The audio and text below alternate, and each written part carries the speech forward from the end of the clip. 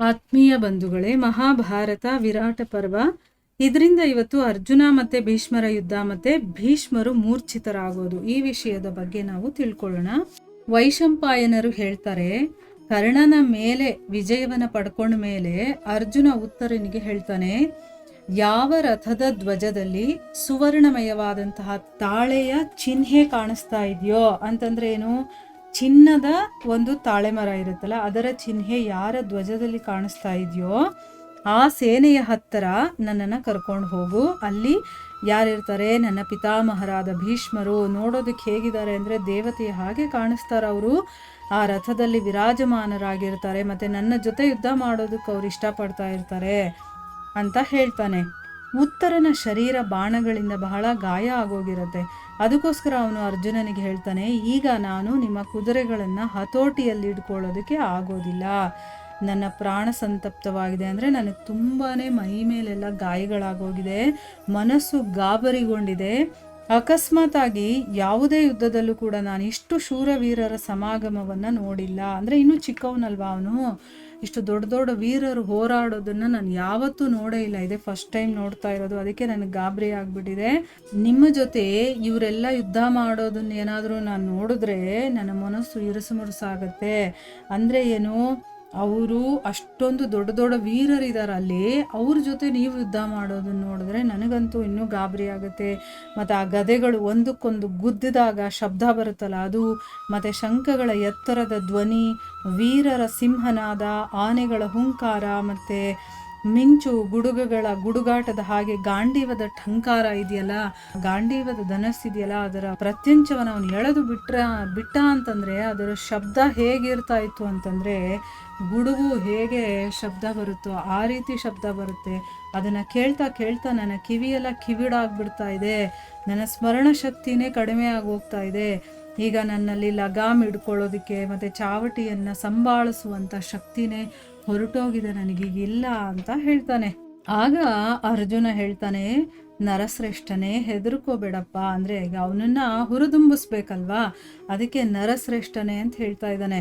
ನೀನು ಹೆದರ್ಕೋಬೇಡ, ಧೈರ್ಯವನ್ನು ಇಟ್ಕೋ, ನೀನು ಕೂಡ ಯುದ್ಧದಲ್ಲಿ ಬಹಳ ಅದ್ಭುತವಾದಂತಹ ಪರಾಕ್ರಮವನ್ನು ತೋರಿಸ್ತಾ ಇದೆಯಾ.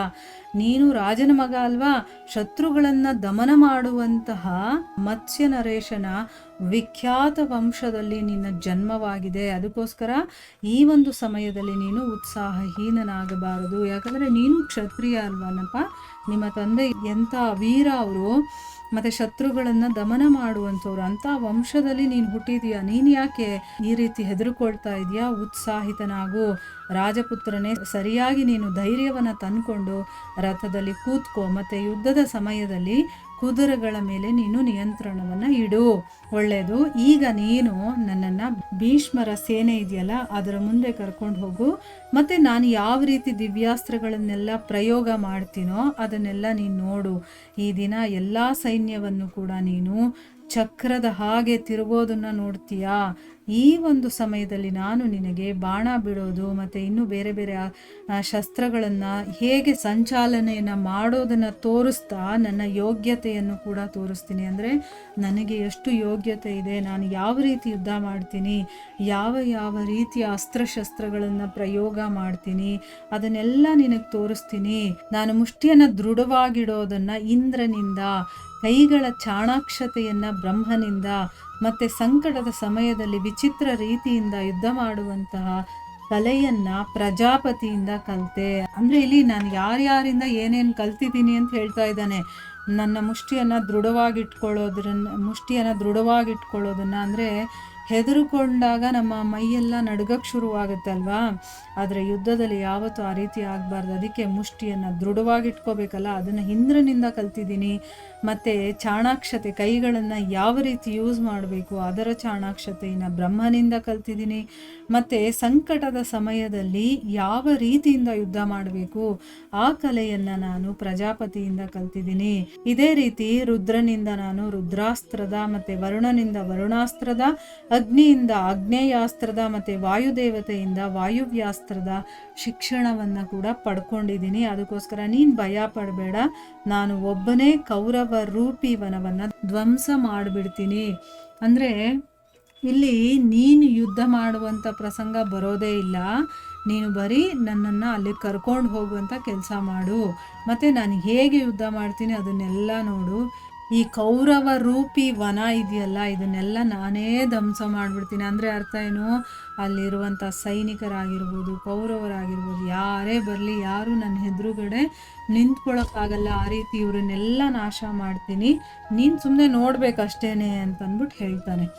ಅವನು ಹೆದರ್ಕೊಂಡ್ಬಿಟ್ಟಿದ್ದಾನೆ. ಅದಕ್ಕೋಸ್ಕರ ಈಗ ಅವನಿಗೆ ಧೈರ್ಯವನ್ನು ತುಂಬಿ ಹೇಳ್ತಾ ಇದ್ದಾನೆ, ನೀನು ಹೆದರ್ಕೋಬೇಡ, ನಾನಿದ್ದೀನಿ, ನಾನು ಎಲ್ಲವನ್ನ ಮಾಡ್ತೀನಿ, ನೀನು ಸುಮ್ಮನೆ ನನ್ನ ಜೊತೆ ಇರು.